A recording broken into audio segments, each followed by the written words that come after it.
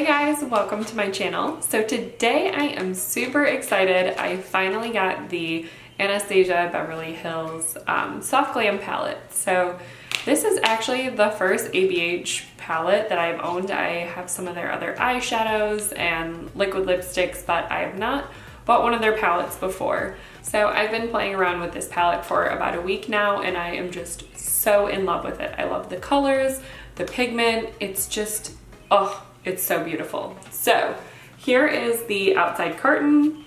Just has the Soft Glam and the ABH in the foiled lettering. It has a picture on the back with all of the colors.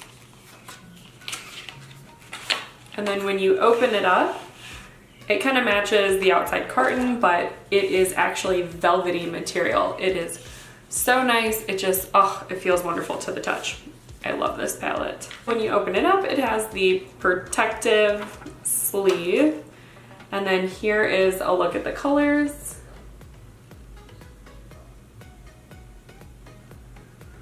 They are just absolutely gorgeous. And they did such a good job incorporating the mattes and the shimmers. And it's a mostly neutral palette. But the big color this spring is kind of that dusty rose color, so they actually included a transition shade that's a dusty rose, and then they included a light shimmer and a darker shimmer, so you can do a lot with these shades. This bottom row here is almost all mattes with the exception of this shimmer shade, and then up top we have a matte here, and then these are all shimmers besides the mulberry. So you get a really good mix of matte shimmers, and then these two are almost that kind of micro glitter. They're a little bit chunkier. So you can do a ton of beautiful looks with this, and today I did kind of the dusty rose and browns and a gold cut crease. So if you want to see how I got this look, then please keep watching. Jumping right in, isn't she gorgeous? The Soft Glam palette. So I'm starting out with Tempera. And this is a really light, almost petal pink. So I am using this as the base color all over my lid. And this will really help to set the stage for the other colors and just make sure that we have a nice base. And I'm actually starting with my Beauty Blender and some powder under my eyes. These shadows do tend to have fallout. And since I already did my face makeup, I just want to make sure that I don't get eyeshadow down underneath my eyes. For my transition shade, I am going in with the beautiful Dusty Rose. And this is a really nice soft pink. It's perfect for the transition shade, and it will give us just enough color to start bridging the gap between the light color on top and then the deeper colors we're going to use in the crease. And I'm also mixing this with a little bit of the orange soda, so I wanted to bring a little more warmth to this look.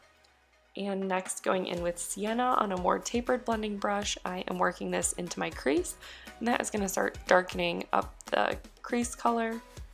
And now I am mixing Cypress Umber and Mulberry. And again, we're just really going to focus this on the outer corner and then pushing that product towards the inner part of my eye with just whatever is left on the brush. And today I am doing a cut crease, so I am taking a concealer brush and a little concealer on the back of the hand, dipping this in and being sure to get off any of the excess. And I am just going to lightly line a half cut crease and carving out the inner third of our eyes so that the lighter eyeshadow will stick to it and make it really vibrant and pop, so it doesn't get lost with the other shades. And I am dipping into Sultry. This is kind of a foiled, kind of darker pink, almost a little on the mauve-y side, and I'm going right onto the center of my eye and then taking bronze, this is the gold foiled color, and working this onto the inner third of my eye.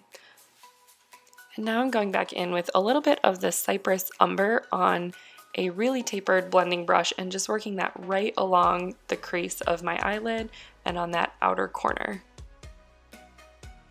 And then taking a little more of the Dusty Rose and Orange Soda that we started with and putting that back into my transition shade to help soften the outside line and blend the color in. And then going back in with the Tempera on the top. And this will just act as kind of a cleanup up top if any of the shadows got too high on our eyebrow. And now we're done with the bake, so we can go ahead and wipe that away, and that will take off any of the eyeshadow that fell underneath our eyes. For the lower lashes, I am mirroring the top, so I am starting with the lightest shades, the Dusty Rose and Orange Soda, and then moving into the Sienna, which was that a little bit darker orange color, and working that right on top. And then last, taking the Cypress Umber and working that as tight to the lower lash line as possible. And then I'm just taking a clean blending brush and buffing out that line so it's not so harsh. On a small natural hair brush, I am taking Glistening, and I'm just working that onto the inner tear duct and then the lower third of my inner corner, and a little bit above the eyebrow bone. To prep my eyes for the false lashes, I am just using a little bit of, this one is Lancome mascara, but you can use anything, it just helps darken your eyelashes to make sure you don't have any foundation or concealer or any fallout from your eyeshadows. So this will just make them a nice dark black to match the false lashes and make them look a little bit more natural. Normally I would recommend starting with your eyeliner before mascara, but I forgot. So here I am applying a Maybelline gel eyeliner on top, being really careful not to smudge my mascara.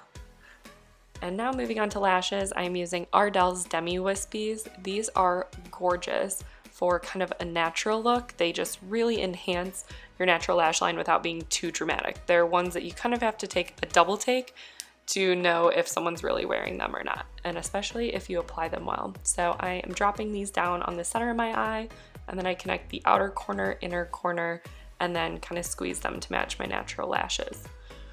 And to finish it up, I just go over with another coat of mascara to really help blend them together, and all done. For highlight, I am going in with the Trust Fund Beauty, that Liquid Glow though, and this is a beautiful beaming highlight. So if you really want a bright highlight, this is a great one, but it doesn't look that natural, so be careful. But it is gorgeous. It's kind of a foiled one. And I'm using a beauty blender to accentuate the high points of my face. I'm also going on the tip of my nose and my Cupid's bow. And you do have to be careful. As you can see here, it is very bright. It ends up looking almost a little Tin Man, but you can blend it right out. For lips, I am going in with Mellow's Liquid Lip in Tehran, and this is a really beautiful kind of terracotta. It's really the perfect kind of brown nude. Alright guys, that is all for today's tutorial. So all in all, I absolutely love this palette. I would definitely recommend it if you love kind of the neutrals and then those pops of pink that are really big this spring. This palette is about $42 and there are 14 shades. So it comes out to like $3 a shade. I think that is definitely worth it for how pigmented they are. They're absolutely beautiful colors. I've already used every single one of them, and there are endless possibilities for the looks you can do with this. There is a little bit of fallout with it. It's super pigmented shadows, comes with a little bit of fallout, so just make sure you either apply a powder underneath your eyes if you've already done your foundation, or just do your eyes first and your foundation second, so it's easy to wipe it away without ruining your face makeup. So that is all I have for you. I hope you guys enjoyed, and I'll see you in the next video. Bye guys.